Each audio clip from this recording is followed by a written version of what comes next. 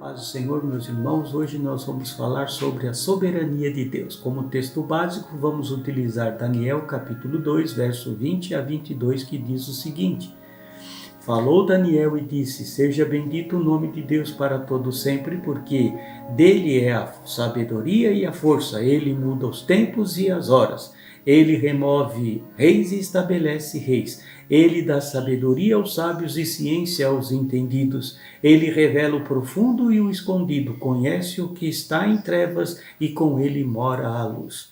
Pois bem, este texto mostra que Nabucodonosor teve um sonho que não apenas tirou o seu sono, mas também a paz de muitos sábios da sua época. Aqui nesse contexto temos algumas lições que eu gostaria de compartilhar com vocês nesta hora. Primeiro, a Bíblia fala de um sonho perturbador. Verso 1 diz o seguinte: E no segundo ano do reinado de Nabucodonosor teve ele um sonho, e o seu espírito perturbou, e passou-lhe o sono. Fica claro aqui que ele teve um sonho perturbador. E a palavra perturbar, mencionada no texto, no original significa golpear.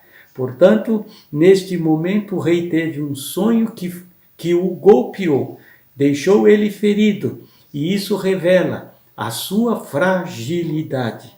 Fez com que ele perdesse a paz, a tranquilidade, a serenidade, e por isso a Bíblia fala do sonho perturbador. O importante aqui é saber que neste momento ele se encheu de ansiedade, de insegurança e de medo, porque o sonho revela a sua fragilidade e a fragilidade do seu poder. Amados, naquela época o rei Nabucodonosor era uma pessoa que poderíamos dizer intocável, inabalável. Ele era o comandante do maior dos exércitos do mundo. Ele se assentava no trono mais alto do mundo. Ele havia construído a maior e mais rica cidade do mundo. Ele estava no seu apogeu, no apogeu do seu governo, em um regime autocrático, ou seja, o que o rei falava era lei. Ele falava e as coisas tinham que acontecer. Ninguém podia questionar o que o rei dizia e nem as suas ordens. E neste momento, no ponto máximo do seu governo, ele tem este sonho que o perturba, pois ele começa a perceber que há um poder acima do dele. Um poder que ele não podia controlar, um poder sobrenatural, um poder que ele não podia conquistar e nem manipular e nem escravizar. É exatamente isso que o perturba, exatamente isso que limita a sua prepotência como rei de reis. E ele percebe a limitação do seu poder, e isso tira o rei do controle, algo invisível que está fora da sua capacidade de administrar, e por isso é gerado nele a ansiedade, uma inquietude, uma insegurança, muito medo. Então ele se perturba. Amados, já neste sonho, a igreja tem muito que aprender. Somos a igreja, mas o poder é de Deus e em nossas vidas. Por mais que os homens, os cristãos, os líderes evangélicos nos dias de hoje sejam usados por Deus, precisamos saber que o poder sobrenatural é de Deus. Somos somente filhos e, portanto, somos limitados. E por isso, a prepotência não pode entrar em nossos corações, pois tem muitas coisas que fogem à capacidade nossa de agir. E assim, temos que reconhecer este fato. Ao invés de deixarmos que a ansiedade tome conta do nosso coração, nós devemos estar olhando para Jesus, pois isso pode causar inquietude, insegurança e trazer muito medo em nossos corações. Em segundo lugar, o texto mostra a impotência dos sábios da Babilônia. Isso ficou registrado no verso 10 e 11. Responderam os caldeus, os sacerdotes da época, na presença do rei, e disseram: Não há ninguém sobre a terra que possa declarar a palavra do rei, pois nenhum rei, senhor ou dominador que requereu coisa semelhante a de algum magro ou astrólogo ou caldeu, Portanto, a coisa que o rei quer é difícil, e ninguém há que possa declarar diante do rei, senão os deuses, cuja morada não é com a carne. Amados, aqui é revelado a nós, como igreja, que a sabedoria dos sábios tem limite. Há coisas que os homens não podem fazer, que os poderosos não podem fazer, que a ciência não pode fazer, que a tecnologia não pode fazer. Queridos, haverá sempre um ponto determinante da limitação humana. Lembra os irmãos neste momento que Nabucodonosor conquistava povos e levava estes cativos para a Babilônia, os mais inteligentes, os mais sábios, os doutos na ciência. De cada povo era conquistado e levado para a Babilônia. Por isso, ele agora convoca os magos, os encantadores, os feiticeiros, os caldeus, que eram a casta de sacerdote da época. Estes são convocados para revelar ao rei o sonho e dele a sua interpretação, mas eles se mostram impotentes, incapazes para aquilo que o rei requer deles. Vejam, os magos eram aqueles possuidores do conhecimento dos mistérios sagrados e da ciência oculta. Eles eram treinados neste mistério, mas não puderam saber ao rei e nem interpretar o sonho. Vieram os encantadores, os astrólogos, que estudavam os astros, o sol, a lua, as estrelas. Esses eram treinados nos astros para entender o futuro, mas também eles não conseguiram nem revelar o sonho e nem a sua interpretação. Depois vieram os feiticeiros, os que ensinavam a magia, usavam os espíritos malignos, e também estes não conseguiram nada. Então vieram os caldeus, que eram a casta dos sacerdotes e homens sábios da época, e também não puderam, pois eram limitados em seus feitos. E todos eles vieram até o rei e com alguns argumentos para mostrar as suas limitações, e disseram o seguinte: não há mortal na terra que possa revelar ao que o rei exige. Jamais houve rei que pôde, com poder e grande que fosse, exigisse tal coisa dos sábios, magos, encantadores ou caldeus. A coisa que o rei exige é difícil demais. Ninguém há que possa revelar diante do rei. Só os deuses podem revelar ao rei o que o rei quer, mas os deuses não moram com os homens. Eles, com estes argumentos, neste momento, eles descrevem a total incapacidade deles, que tinham de revelar o sonho e a sua interpretação. Notem, eles eram magos, encantadores, feiticeiros, eram caldeus, homens ligados à religiosidade da Babilônia, e ficou claro que todos eles foram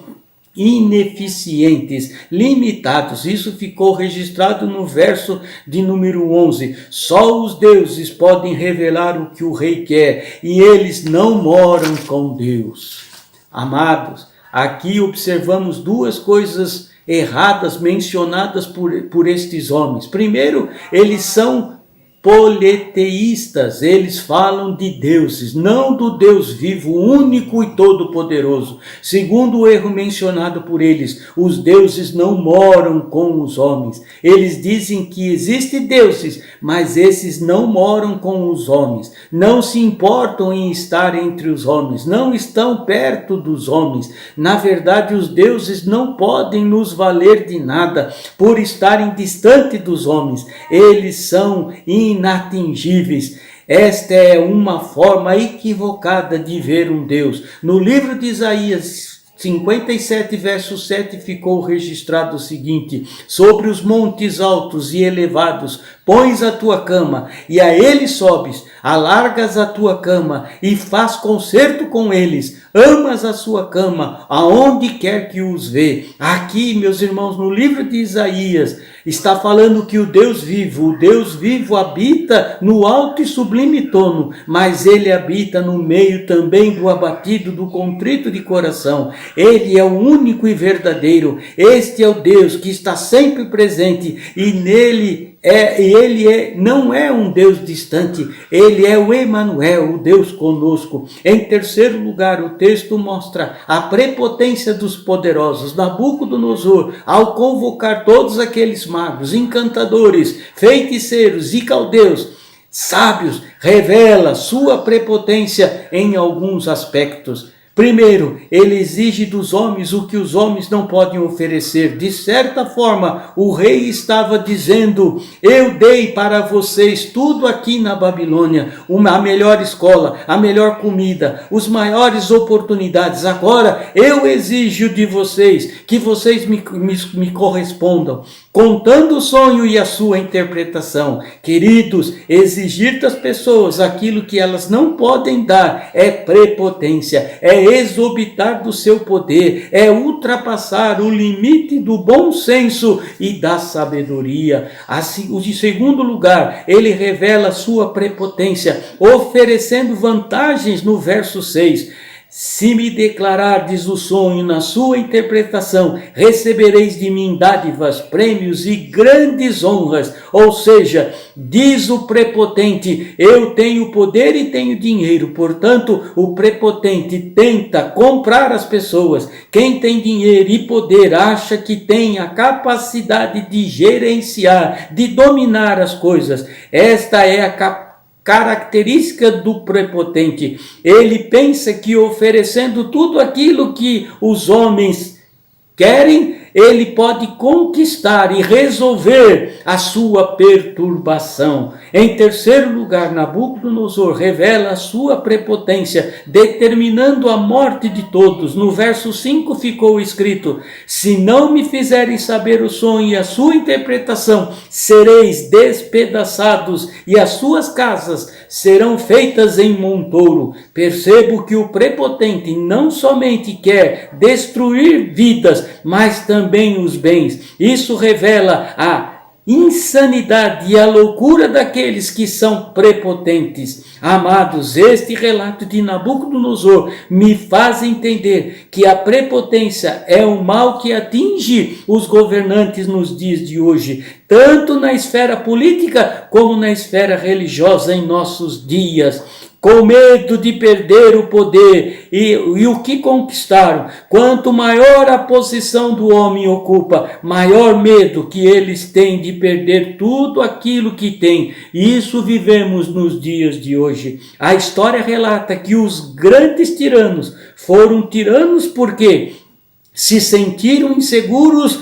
e se sentiram com medo e ficaram com muito medo de perder o poder. Amados, quanto mais elevada a posição do homem, maior é a sua insegurança. Nabucodonosor, embora conhecido como rei de reis, neste contexto de Daniel, ele está inseguro. Ele pensa que as pessoas vão tramar contra ele. Então, diante desta condição, ele manda matar a todos.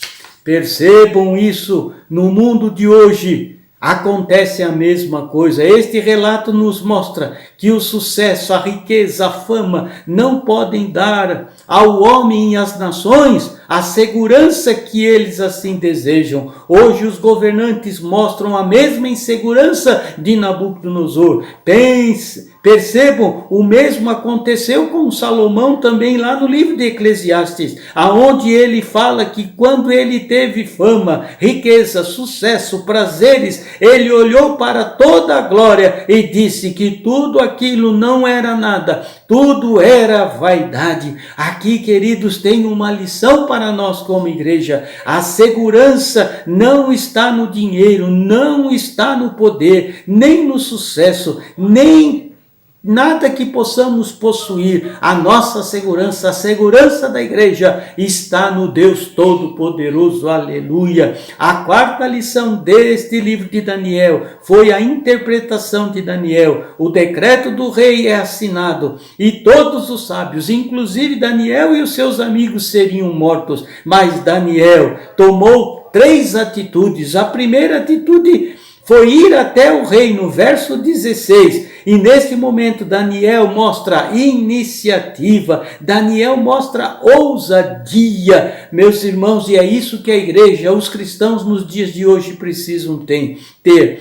Quando sai o decreto, ele não foge, nem se esconde, ele não tenta enrolar o rei, ele diz: rei, me dê um tempo. Ele reconhece as suas limitações, preciso de um tempo. Ele demonstra confiança em Deus, pois ele ainda não tem o sonho e nem a interpretação, mas ele crê que Deus lhe dará o sonho e a interpretação. Aleluia, glória a Deus. Daniel agiu com prudência e sabedoria, ele não é prepotente, ele não chega dizendo que tem a resposta para tudo. Assim deve andar a igreja nos dias de hoje. Segundo a atitude de Daniel, ele vai aos amigos e pede oração por este assunto aos seus amigos, para que eles pedissem misericórdia a Deus do Israel sobre esta questão, amados. Aqui está um grande princípio maravilhoso. Quando para o mundo não resta mais nada a não ser desespero, para os filhos de Deus ainda existe o recurso da oração. Aleluia! Que coisa maravilhosa! Quando tudo parecia perdido, que não havia mais recurso algum, ele disse aos seus amigos: vamos clamar a Deus, aleluia! Vamos buscar ao Deus único e verdadeiro. Daniel acreditava que Deus responde orações, e a igreja tem que acreditar nisso nesses dias. Ele tinha experiências com Deus em responder às suas orações, e isso é muito importante nos nossos dias nós reconhecermos. Temos que fechar muitas vezes sim a porta do nosso quarto e orarmos a só, mas também tem um momento importante de irmos diante da igreja e pedir intercessão, impedir aos irmãos que orem, que intercedam, porque o mover de Deus será grande, aleluia. A terceira atitude de Daniel, ele vai a Deus no verso 18 e pede misericórdia ao Deus dos céus. E aqui vemos a diferença entre Daniel e os outros sábios. Os sábios da Babilônia acreditavam no céu, Daniel acreditava no Deus dos céus, aleluia. Os magos da Babilônia consultavam os astros, a lua, as estrelas, o sol, mas Daniel consultava o Deus criador dos astros que eles consultavam. E é de extrema importância a igreja hoje entender isso. Enquanto eles consultavam os astros, Daniel consultava o Deus dos céus. Daniel não chega diante de Deus, meus irmãos, com prepotência, ele pede misericórdia, aleluia. Amados, anote aí o que o Espírito está dizendo à igreja. É impossível orar com prepotência, é impossível orar com vaidade, é impossível orar com orgulho.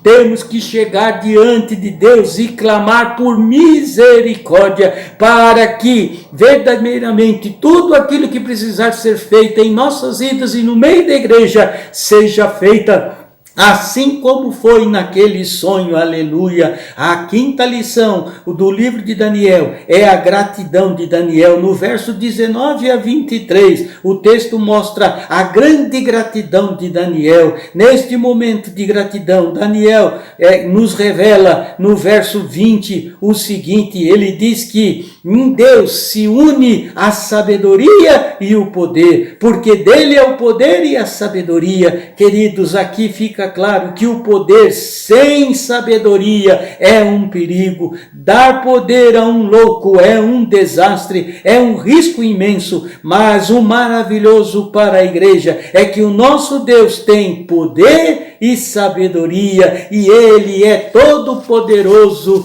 e sábio, aleluias. O que é poder, o que é sabedoria? Sabedoria é tomar a melhor decisão para se alcançar os melhores fins, e o poder é a capacidade e a competência de pôr em execução o plano. Então Daniel agradece a Deus pelo seu poder e sabedoria. Outra coisa, Daniel bendiz a Deus por Deus ser o Senhor do tempo. No verso 21 diz o seguinte: e ele é o Deus que muda o tempo e as estações do ano, ou seja, o sol, a lua, tudo está no controle de Deus, debaixo da soberania de Deus. Ainda Daniel bendiz a Deus por Deus ser o Senhor da história. Por isso no verso 21 está escrito: ele remove reis e estabelece reis. Amados, Nabucodonosor não ganhou a batalha contra os egípcios pelo fato de ser ele um estrategista de guerra impotente, em grande potência. Não, foi ele, foi o Deus dos céus que o levantou, foi Deus que o promoveu. Veja que Daniel entendeu muito bem isso na sabedoria de Deus, por isso ele declara que Deus é o Senhor da história. É importante que a igreja também entenda isso nos dias de hoje. Perceba o que Daniel falou ao rei nos versos 37 e 38. Tu, ó rei, rei de reis, é quem Deus a quem Deus deu os céus e conferiu muitas coisas, muita glória. Daniel aqui está dizendo a Nabucodonosor: o rei ocupa esta posição porque foi o Deus do céu que lhe concedeu esta posição, poder e força e glória. Daniel, com estas palavras, está dizendo ao rei: o Deus vivo é todo soberano, aleluia. Daniel entendia de forma clara esta soberania de Deus na história. No verso 22, Daniel diz ao rei que Deus é Deus de mistérios. Com isso, Daniel está dizendo ao rei nesta hora: Deus sabe tudo, conhece tudo e nada fica escondido diante dele. E por isso, Deus revelaria a ele o sonho e a sua interpretação.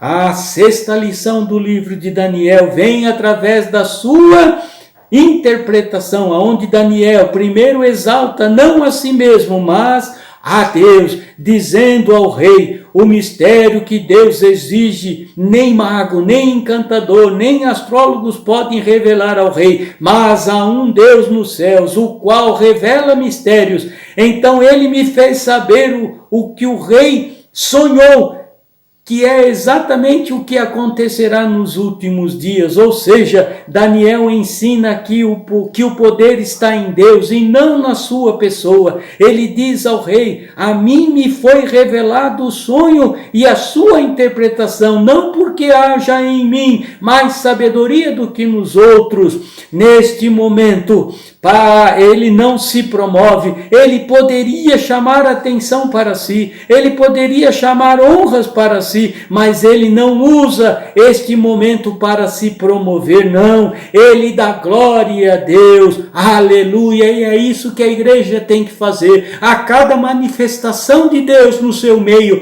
tem que dar glória a Deus, aleluia. Em segundo, Daniel revela que o sonho do rei é profético. Nos versos 28 e 29, diz Daniel ao rei que o sonho diz respeito não ao passado, mas ao futuro. Meus irmãos, a igreja é estabelecida neste mundo para profetizar aquilo que haverá de acontecer. Aleluia, glória a Deus. Sonhaste com uma grande estátua esplêndida, porém terrível, de cabeça de ouro, com peitos de braço, no ventre e nos quadris de bronze, com pernas e pés de ferro, e os dedos com pés de ferro e de barro. Também sonhaste com uma pedra, não lavrada com mãos, que vem e bate nos pés desta estátua, e quando a pedra fere os pés da estátua, a estátua vira pó da cabeça aos pés, e esta pedra vai crescendo e crescendo, chegando ao ponto de encher toda a terra, aleluia. Agora vem a interpretação, diz ele: tu és a cabeça de ouro,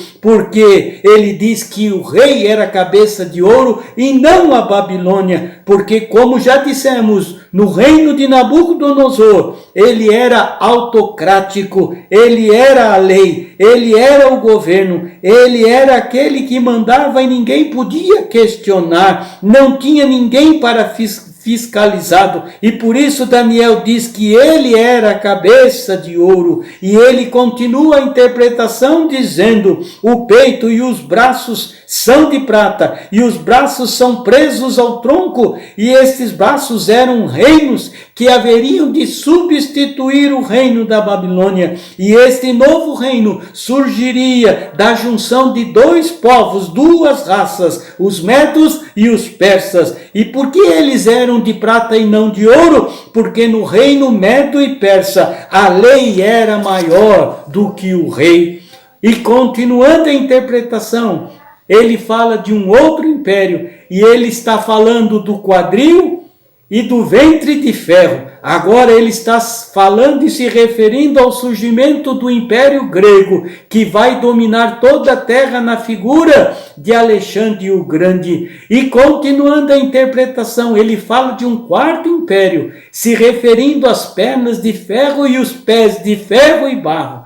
Neste momento ele está se referindo ao quarto império, que é o Império Romano, o mais poderoso de todos eles, de ferro porque podia esmiuçar, e tudo virava pó diante dele. Mas este quarto império tinha características de fortaleza e fraqueza. No verso 42 está escrito: como os artelhos são de ferro e parte de barro, assim, por esta parte, este império será forte por uma parte e fraco por outra. Aqui, meus irmãos, ele está dizendo que o Império Romano, pelo seu exército e pelas suas leis, era forte, mas, meus irmãos, pelo nível moral, ele era fraco, ele haveria de cair. Terminando a interpretação, Daniel fala da pedra, que não é lavrada por mãos e vem e toca a estátua, e é o maior dos reinos que seria estabelecido, que era o reino de Deus, aleluia. E quando esta pedra vem exatamente no quarto reino, ele vem exatamente no reino romano, foi porque exatamente foi Jesus, ele veio no Império Romano, e Jesus, o rei, veio para estabelecer o seu reino, e o reino de Deus está crescendo, expandindo, e o reino de Deus vai governar o mundo. Por isso chegará o dia em que Jesus voltará na segunda vinda, e o seu reino será pleno, total e vitorioso. Então todos os reinos deste mundo irão cair, vão ser esmiuçados. Total vitória do grande eu sou, aleluia. Vão ser todos eles quebrados, vão ser todos eles subjugados. E diz a palavra de Deus que Jesus vai colocar todos os inimigos debaixo dos seus pés, aleluia. Todos os joelhos se dobrarão, aleluia. E ele entregará o reino ao Pai, para que o Pai seja tudo em todos, aleluia. E toda língua confessará que ele é o Senhor, para a glória de Deus Pai, aleluia. Meus irmãos, e a igreja fará parte deste momento maravilhoso. O sonho de Nabucodonosor fala da sabedoria de Deus na história, fala de como a igreja deve se portar nesses dias, como uma igreja gloriosa, mas sabendo que o poder é de Deus, mostrando ao mundo que Deus dos céus mora em cada um de nós, aleluia, mostrando iniciativa e ousadia no Espírito Santo, a igreja tendo atitude prudente e de sabedoria, buscando sempre resposta diante de Deus, mas pedindo misericórdia e tendo uma vida de oração, sendo gratos a Deus por tudo, mostrando gratidão em todo momento, profetizando ao mundo os mistérios, os desígnios de Deus no estabelecimento do seu reino aqui no mundo, aleluia, glória a Deus. Meus irmãos, isto é glorioso, que Deus possa falar muito ao teu coração através desta palavra. Pai, nesta hora, abençoa, Senhor, o coração dos teus filhos, dá entendimento, compreensão, discernimento desta palavra, que a tua igreja, Senhor, possa se regozijar, que o teu povo possa se portar devidamente, Pai, como Daniel neste mundo, glorificando a Deus, pedindo misericórdia, e veremos, Pai, o estabelecimento do teu reino, Senhor, neste mundo, e a igreja haverá de reinar com Cristo Jesus. Ao Senhor seja dada toda a honra e toda a glória. Assim abençoa, Pai, cada um dos teus filhos nesta hora. Eu te peço, Pai, em nome de Jesus, para a tua honra e glória. Amém, amém, amém. Deus abençoe a todos.